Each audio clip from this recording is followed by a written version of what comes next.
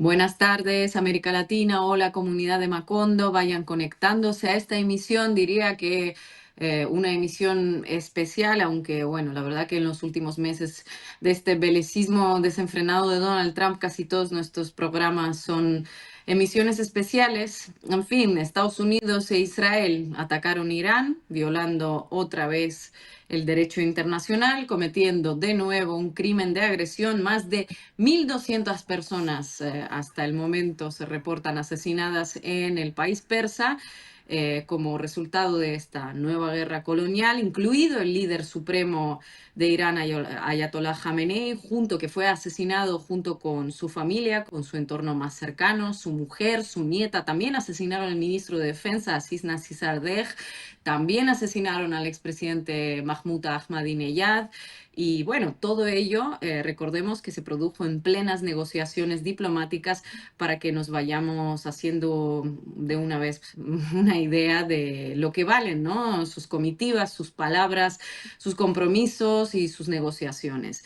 Bombardearon también una escuela primaria de niñas, asesinando al menos, hay diferentes cifras, la última que vi en un medio fiable son 168 personas, entre ellas decenas, más de 100 decenas de niñas de entre 7 y 12 años. La verdad que las imágenes de su entierro sacadas desde un dron dan escalofríos. Más de una decena de países están directamente involucrados en este conflicto. El estrecho de Hormuz está bloqueado con todo lo que esto supone, porque pasa el 30% del petróleo mundial por ese cuello de botella. Y bueno, algo que aparentemente se pensó como una suerte de operación relámpago, como un blitzkrieg, tiene a estas alturas todas las papeletas de convertirse en una guerra de desgaste con frentes abiertos desde el Mediterráneo hasta el Océano Índico. ¿Por qué? Se van a preguntar. Bueno, porque Irán está respondiendo, mejor dicho, que se está defendiendo. Desde el sábado han lanzado también centenares de misiles balísticos y drones contra varios objetivos ubicados en los países del Golfo Pérsico. La mayoría de los objetivos son vinculados de alguna manera con Estados Unidos, la Embajada de Estados Unidos en Riad, instalaciones energéticas en Qatar, puertos, una base militar, la base militar de Estados Unidos más grande de la región Al Udeid en Qatar, unidades en Kuwait. En fin, hasta Estados Unidos confirmó que hay 6 soldados estadounidenses muertos, son estos que reconoce Washington. Según Irán son centenares. Y bueno, sitios que parecían ser una isla pacífica, paradisíaca para los ricos en medio del Golfo Pérsico, como Dubái, por ejemplo, también han sido este día escenario de bombardeos, de explosiones. Ese paraíso hotelero fue alcanzado por misiles, y nada ilustra mejor esa desconexión de la realidad de ciertos personajes que lo habitan, que el vídeo de una señora que se ha hecho viral, aparentemente americana, que se grababa en pleno bombardeo diciendo que esto no debería estar pasando aquí. A unos pocos kilómetros de allí, sí, lo que sea, genocidio incluido, pero allá donde están ellos, no señor, no debería pasar allí, ¿no? En fin, que hay una guerra en Oriente Medio que está repercutiendo en todo el mundo, en los mercados petroleros también. Y vamos a ser claros, es parte de toda esta contraofensiva de un imperio en decadencia que está peleando por mantener su hegemonía, cueste las víctimas que cueste. No me voy a enrollar más, vamos a empezar ya. Además que hoy tenemos un invitado especial, amigo de este programa, que conoce muchísimo la región. Vamos a arrancar. Bienvenidos.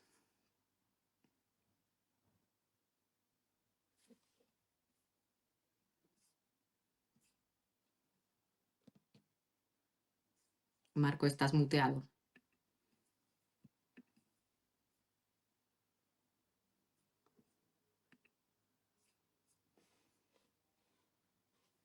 No se escucha, Marco.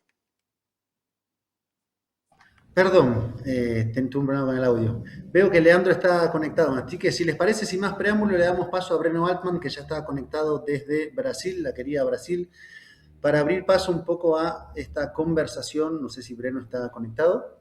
Ahí está. Breno, ¿cómo estás? Gracias por estar acá en Macondo. Hola Marco, Ina, Leandro, ¿cómo están todos y toda la audiencia? Bien, bueno, intentando comprender no solo lo que pasó, que a veces entender lo que pasó no es que sea sencillo, pero es un poco más fácil que entender lo que va a pasar. Así que, si te parece, Bren, un primer panorama, aproximación a la guerra que desataron y algunas primeras líneas de cómo pensás que esto puede evolucionar, porque uno va viendo día tras día cómo va, por lo menos en gran medida, agravándose por la cantidad de zonas geográficas abarcadas y las diferentes declaraciones.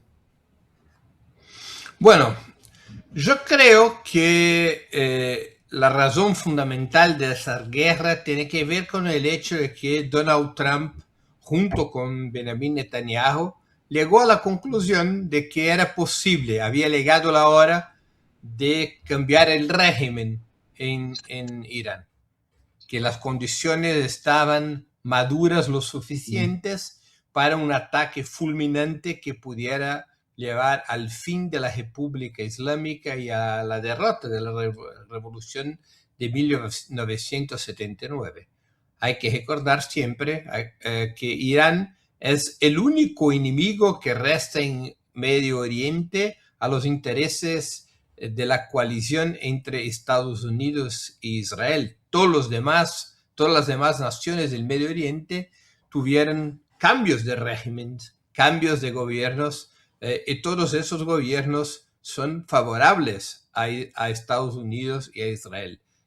¿Cuál es el punto de resistencia? ¿Dónde está la resistencia? Está en Irán. Además del Medio Oriente, que es una región fundamental para que Estados Unidos pueda frear el declino de su hegemonía. En el Medio Oriente están 60% las reservas petroleras del mundo. Además de ese tema más regional y que tiene que ver con el tema del petróleo, seguramente, pero no solamente eso. Hay otra cuestión, o sea, Trump llegó a la conclusión de que hacer tumbar la República Islámica de Irán sería un golpazo esencial, estratégico contra Rusia y China, que tienen en Irán intereses fundamentales, especialmente China con su nueva ruta de la seda. O sea, que si Irán pasara al control de Estados Unidos, eso debilitaría mucho a China y también a Rusia. Rusia tiene frontera marítima con Irán. Yo creo que esos son los dos objetivos fundamentales de Trump. Hay que poner un tercer y un cuarto objetivo, digamos, más domésticos. Yo creo que Donald Trump puede pensar que el tema Irán, que una caída de Irán tenga ventajas electorales para él mismo y para su partido ahora en noviembre en las elecciones, lo que las encuestas lo comprueban al revés, de que el ataque a Irán puede fragilizarlo electoralmente y seguramente para Netanyahu, además de derrotar su gran enemigo del Medio Oriente, para Netanyahu significa un clima más favorable en términos electorales. Israel va a las elecciones ahora en el segundo semestre de 2026. Y yo creo que ellos hicieron una apuesta, la apuesta de que un ataque de Estados Unidos, después de todo lo que ha pasado en Irán entre el final del año y en las primeras semanas de 2026, las protestas, las represiones, todo lo que ocurrió, que un ataque foráneo, un ataque fuerte de Estados Unidos e Israel contra Irán iría a destapar en el interior de Irán una revolta popular, grupos políticos asumirían protagonismo y tendrían las condiciones para derrotar el régimen, para derrotar la República Islámica, cambiándola por otro tipo de gobierno. Por eso mismo decidieron por matar a Khamenei en el primer día, exactamente para tratar de generar esa situación insurgente dentro de Irán, pero eso les ha fracasado. La gente se fue a la calle con la muerte de Khamenei, pero no para protestar o para la insurgencia. La gente se fue a la calle para llorar la muerte del líder y para jurar su legado. Y eso es un susto para Estados Unidos. Además de la reacción militar de Irán, el hecho es que no hay fuerzas internas en Irán que estén dispuestos o que tengan fuerza suficiente para hacer partícipes de ese plan de cambio de régimen. Y ahora Trump tiene que resolver qué va a hacer, recular y abandonar el objetivo declarado de cambio de régimen o poner boots on the ground, poner los soldados e invasión por tierra. Lo que va a hacer Trump con el fracaso de la posibilidad de que internamente se tumbara la República Islámica. Yo creo que ese es el gran dilema de Estados Unidos. Hola, Breno. Se me había desconectado un poquito, por suerte pude escuchar tu respuesta. Breno, el viernes 27 de febrero, en horas de la mañana, en caso del Río de la Plata, también en Brasil, ya estaba bastante claro o era bastante anticipable que Estados Unidos iba a atacar esa misma noche o ese mismo fin de semana. Habían sacado a su delegación diplomática en Jerusalén, China había ordenado salir a sus diplomáticos de Teherán, se había reunido con Brad Cooper del CENTCOM, ese mismo día Donald Trump. Y sin embargo, Jamenei, el ayatolá, pareció esperar dentro de su complejo, o sea, sin recurrir sin bunkerizarse de algún modo.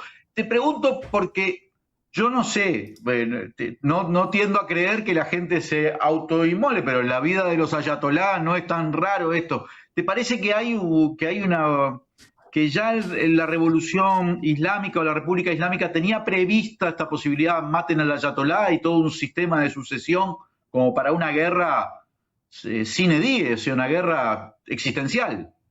No sé, capaz que es muy temeraria mi hipótesis, pero he leído eso un poco en estos acontecimientos. Mira, hace meses que yo hablo con alguna frecuencia con intelectuales y autoridades de Irán, y muchos me han hablado de eso, de que ellos tenían listo un sistema de sucesión para todas las 18 funciones principales del Estado. Además del líder supremo, el presidente, el ministro de la defensa, el jefe de la Guardia Revolucionaria, y que cada uno ya tenía listo 4 niveles de sucesión. O sea, para reemplazar la eventual caída de uno de esos líderes. Y yo creo que de hecho estaban preparados para esa lógica. Hubo muchas muertes en esos días en Irán y hubo muchos reemplazos en la cadena de comando iraní. Y eso parece que está funcionando. Ellos no se desorganizaron para nada. Ahora, de un punto de vista simbólico, lo que ha hecho Khamenei tampoco es una novedad. Acá voy a recordar un hecho histórico de la patria de INA. Recordémonos que durante la Segunda Guerra Mundial la idea era trasladar las instituciones del Estado para fuera de Moscú, y eso parcialmente ha sido hecho, pero Stalin se queda en el Kremlin, en su misma oficina de trabajo todo el tiempo. ¿Por qué lo hace? ¿Porque tenía amor por la muerte o porque no tenía miedo de morir? No, porque el simbolismo de un jefe de Estado que se queda en el frente de batalla es muy importante en una hora de ese tipo. Y yo creo que Khamenei jugó con esa ficha. O sea, él no podía protegerse mientras el pueblo no estaba protegido. Él tenía que pasar una imagen de que estaba, digamos, en el comando del país en su hora más dramática. Lo mismo que ocurre durante la Segunda Guerra Mundial. Stalin no se alejó del Kremlin prácticamente en ningún momento. Era un algo visible y tangible cuando los nazis estaban a 50 kilómetros de Moscú. Eso tiene que ver con el simbolismo que carga un jefe de Estado en una situación como esa, ¿no? Breno, estabas diciendo está bien, que está bien contada la aparentemente... historia, Ina. Sí. ¿La conté bien la historia? Creo que está muy rigurosamente contada. No esperaba menos de ti. Estabas diciendo que, bueno, que tenían una serie de objetivos, ¿no? Que, bueno, al decapitar o sea, al eliminar al líder supremo de Irán, calculaban que la gente iba a salir a las calles, que iban a ser parte de trabajo los propios iraníes, pero bueno, a la vez lo martirizaron, ¿no? Y entonces eso llevó a que la gente, pues, de alguna forma cerrara filas. A partir de que vemos que esos objetivos, ¿no?, que se han puesto no se han logrado, a partir de que pues la guerra ya no dura, no es una guerra relámpago, ya llevamos unos cuantos días, hay informaciones de que probablemente se pueden quedar sin municiones, tanto un lado como otro, hay daños a sus bases militares, a las bases militares de Estados Unidos. ¿Cuál es el cálculo ahora mismo? ¿Cuánto puede durar esto? ¿Quién puede aguantar más? ¿Tiene Estados Unidos e Israel ese fuelle para seguir? Porque tú dijiste boots on the ground, yo lo dudo mucho, tú ves esta posibilidad, o sea, ¿cuál es el abanico de posibilidades ahora mismo desde que pues no está sucediendo en Irán lo que esperaban que iban a suceder a pesar de haber asesinado a la cúpula militar y política? Mira, eso es una situación bastante concreta. Estados Unidos y Israel han establecido un blanco, cambio de régimen. Si no cambia el régimen, perdieron la guerra. De eso que se trata. Si hay en algún momento un cese de fuego y no hay cambio de régimen, Estados Unidos e Israel perdieron la guerra. Y eso es un impasse enorme para Estados Unidos, más que para Israel. Es un impasse enorme para Estados Unidos. Yo no creo que sea probable que Trump ponga boots on the ground. Ese es el tipo de guerra que muy desfavorable a Estados Unidos. Miremos lo que ocurrió en Afganistán. Y Afganistán tiene un nivel de capacitación militar y de cohesión social mucho más bajo que Irán, ¿no? Eso sería una aventura de consecuencias que podrían ser dramáticas para Estados Unidos. Estamos hablando de la necesidad por el territorio de Irán, estamos hablando de 500, 700 mil hombres.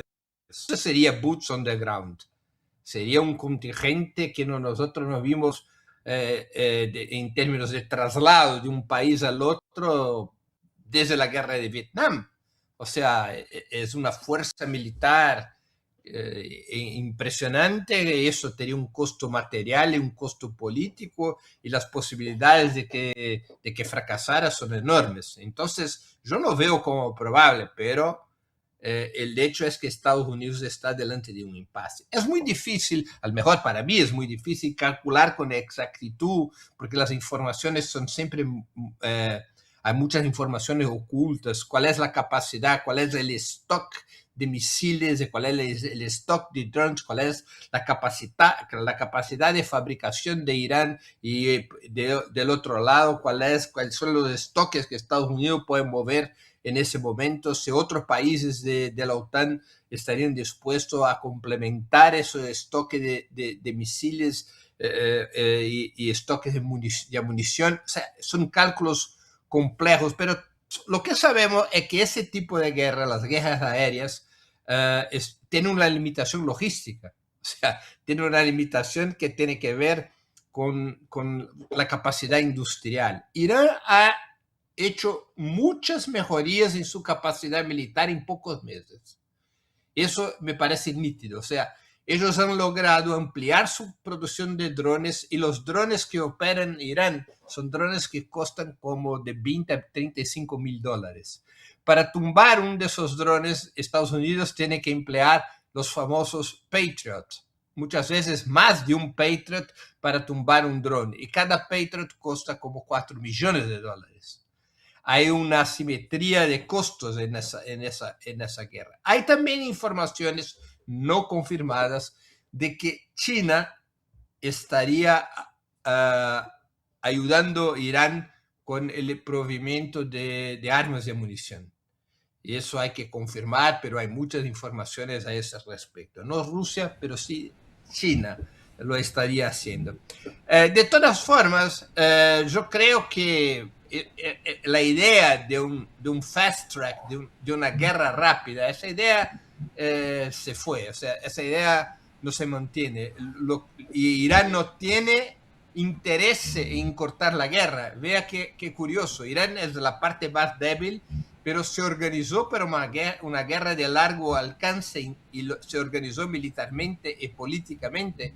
Irán sabe que el tiempo juega en su favor, que cuanto más tarda la guerra, más grande es la crisis política en Estados Unidos sobre lo que hacer con la guerra. Más dificultades va a tener hasta mismo Netanyahu dentro de Israel. Cuanto más tarda la guerra, más grande la presión de la opinión pública internacional. Cuanto más tarda la guerra, más se queda claro que Estados Unidos tenía un plan de entrada en ese combate, pero no tiene un plan de salida.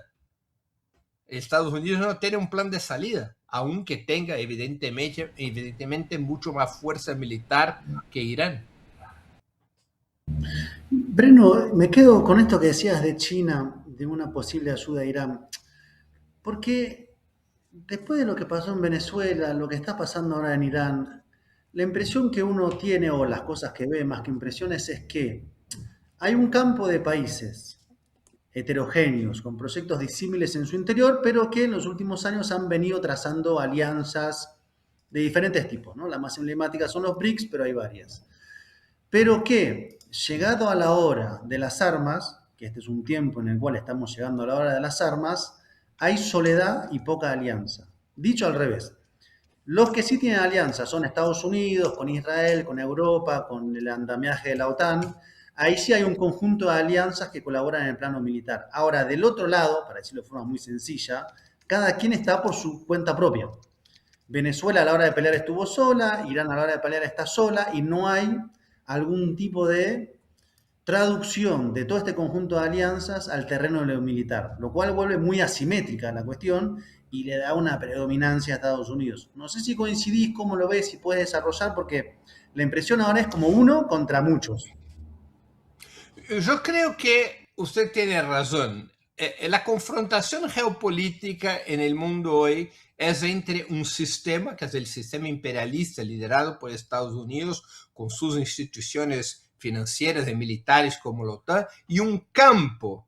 Un campo es más débil que un sistema. Un campo es formado por gobiernos muy heterogéneos, sin aún la condición de tener instituciones organizadas para las finanzas, para lo militar, para el comercio, y un campo tiene muchas divergencias de intereses, de muchas divergencias de valor, hasta de valores, ¿no? Ese campo tiene la República Popular de China, tiene Corea del Norte, tiene Cuba, pero tiene también Rusia, y tiene Irán, y tiene Saudi Arabia. Saudi Arabia hace parte del BRICS.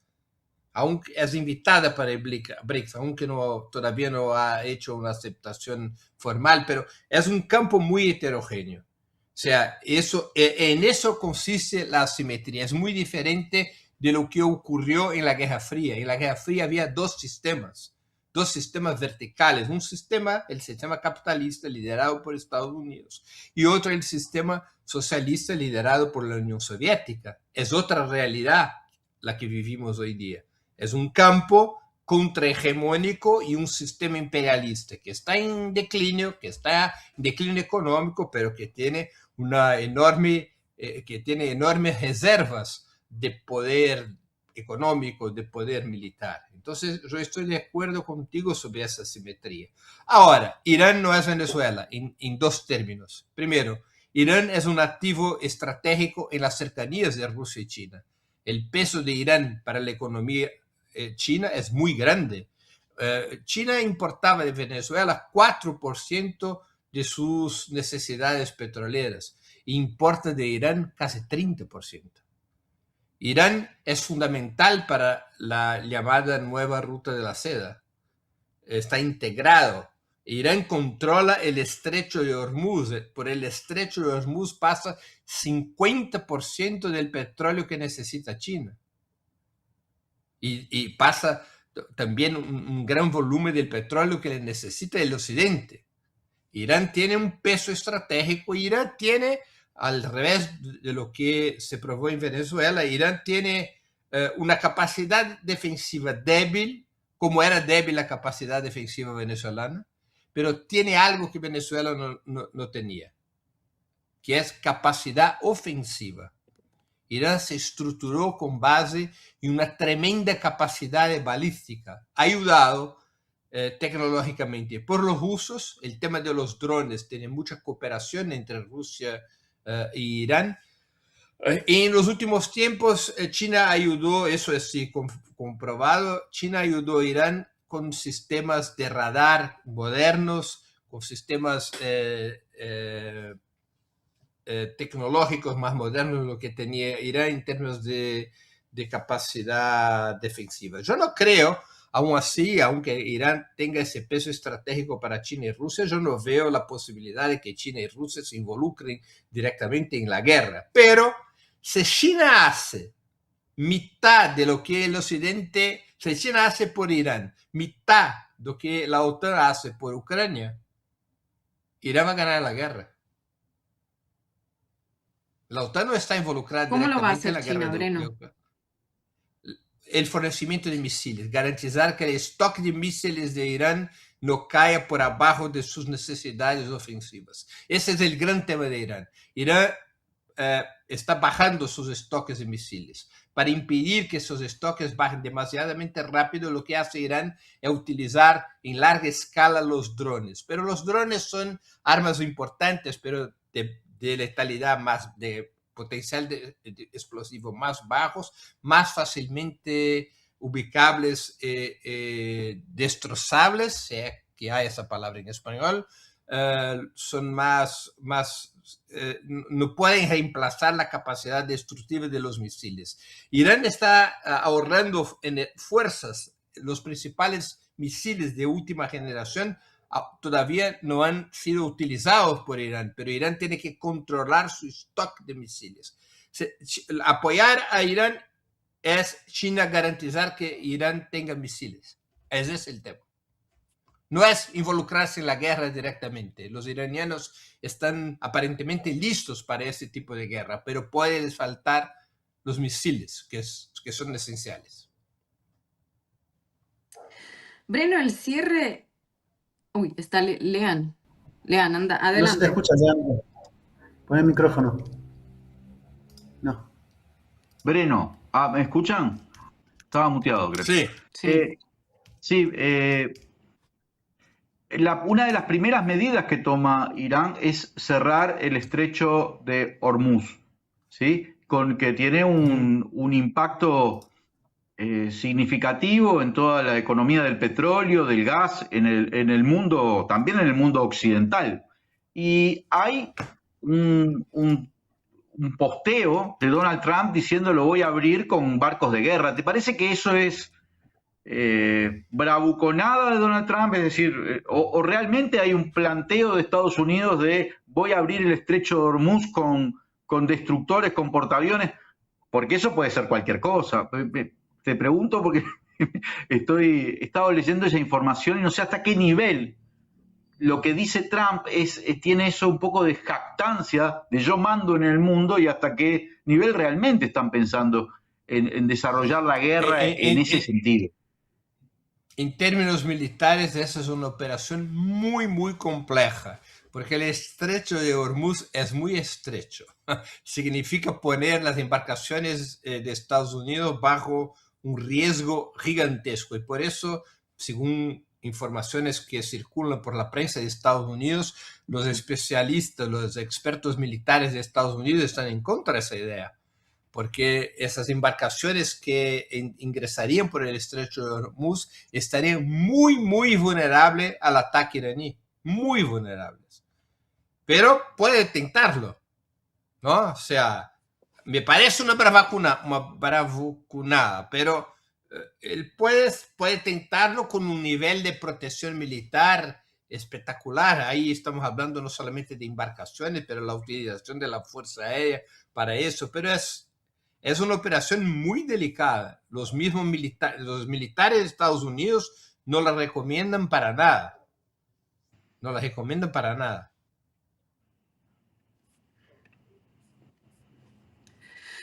Breno, empezábamos el programa diciendo que esto es parte de una guerra que vemos como global, una contraofensiva, ¿no?, de Estados Unidos. ¿Qué elementos ves en común entre Irán, entre Venezuela, entre el cerco a Cuba, si es que los ves? Mira, yo creo que Estados Unidos están convencidos de dos cosas, o Donald Trump y su grupo están convencidos de dos cosas. La primera, de que Estados Unidos tiene que utilizar su fuerza militar para resolver sus problemas económicos. Están convencidos de que en ese momento su gran activo es su superioridad militar. Con su superioridad militar puede garantizar la recolonización de Latinoamérica, puede garantizar los intereses de Estados Unidos en muchas partes del mundo, hasta porque Estados Unidos es la única superpotencia global en términos de proyección de poder, porque solamente Estados Unidos tiene capacidad y voluntad de mover sus tropas para allá de su territorio. China y Rusia no lo hacen, ¿no? China y Rusia, de un punto de vista militar, son potencias regionales, no son potencias mundiales. Estados Unidos tiene, por tanto, ese convencimiento de que tiene que utilizar la fuerza militar como factor para detener su declinio económico. Segundo, desde Gaza, desde el genocidio palestino, Donald Trump me parece ter llegado a la siguiente conclusión. Yo puedo hacer lo que quiera, no va a ocurrir ningún tipo de reacción, especialmente de Rusia y China. Los otros estados poderosos del mundo que podrían detenerme no harán nada. No lo hicieron en Gaza, después no lo hicieron en Venezuela y no lo harán en Irán. Esa es la apuesta de que Rusia y China, bajo ninguna circunstancia, Rusia y China tratarían de imponer efectiva resistencia o efectivo obstáculo a Estados Unidos, y que ese espacio, esa margen de maniobra tiene que ser aprovechada ya por Estados Unidos. Yo creo que son esas dos conclusiones, eso que es que liga Gaza, Venezuela, Irán. O sea, la percepción de que la Fuerza Armada es fundamental para Estados Unidos detener la hegemonía, y la otra percepción es de que tiene que aprovechar la ventana de oportunidad en la cual China y Rusia protestan, hacen notas diplomáticas, van a las Naciones Unidas, ofrecen alguna ayuda económica y hasta mismo militar, pero no se involucran en ningún plan que pueda significar riesgo de enfrentamiento con Estados Unidos. Breno, muchísimas gracias por estar con nosotros. Siempre un placer escucharte y bueno, esperamos que vuelvas por aquí pronto. Bueno, siempre que ustedes me invitan, acá estoy, porque como saben, yo tengo mucha admiración por el trabajo de ustedes y porque Marco Terruggi hace un par de años me entregó el momento más feliz de mi vida con el reconocimiento histórico de la cosa más importante del mundo. No sé de qué habla, señor, no se le escucha, hay una interferencia, se escucha mal, Breno. Chao, Breno, gracias. Nina, Marco, Breno, antes de irte quiero hacerte, porque no puedo dejar esta pregunta sin hacerte, aunque sea que me digas. No, Breno se tiene que ir, Leandro, Breno se tenía que ir ahora. Un minuto no tiene. No tiene tiempo, Breno se tenía que desconectar. Tengo que irme a los estudios de Opera Mundi a hacer una entrevista en 5 minutos. Breno, gracias, nos vemos.